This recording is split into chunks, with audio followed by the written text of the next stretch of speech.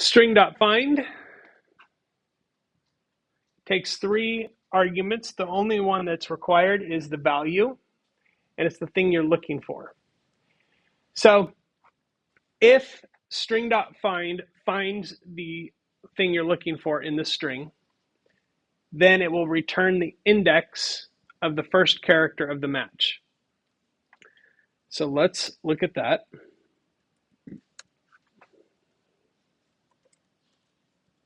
Int index equals strtext.find at. And then let's print that index. Okay, so it says that it found the word at index 8, right? So we've got 0, 1, 0, 1, 0, 1, 2, 3, 4, 5, 6, 7, 8. So at index 8, it finds the match. If I feed it something that doesn't exist in this string, then it returns a -1. So this is the text, strtext.find. The find method is a very quick way of seeing if something exists or not in a string. So if you're looking for something in a string, you use strtext.find. So if it returns -1, then it doesn't exist in the string. If it returns anything else other than -1, then it exists. Now, you can't use 0, like it can't return, like a lot of people would think, oh, if it doesn't find it, it returns 0. But why can't it use 0? It has to use -1, because if it uses 0, that's the same thing that it would return if it found something in the first position, right? Because that's index 0. So -1. So if I'm saying, let's see how I might use this. So let's say I have a function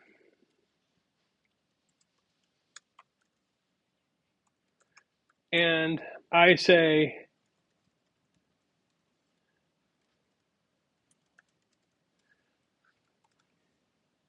so if I say if strtext.find strfind is not equal to -1, right? If it's not equal to -1, then print strfind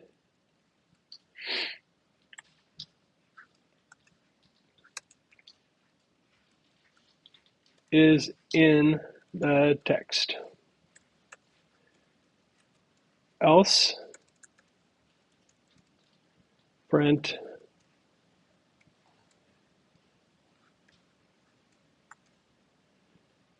strfind is not found. Okay, so now I can say very easily, if I say print, or I don't even need to use print, is there str text, comma, dog. I would say dog is not found. If I say learn, it says learn is in the text. So that's how I can use that find to capture whether something is found in a string or not. So that's a really useful method, and that's string.find. It has also start and end parameters that are optional. Now the default is to search the whole string. But if you want to specify just part of the string that you want to look in, you can use the start and end to control that as well.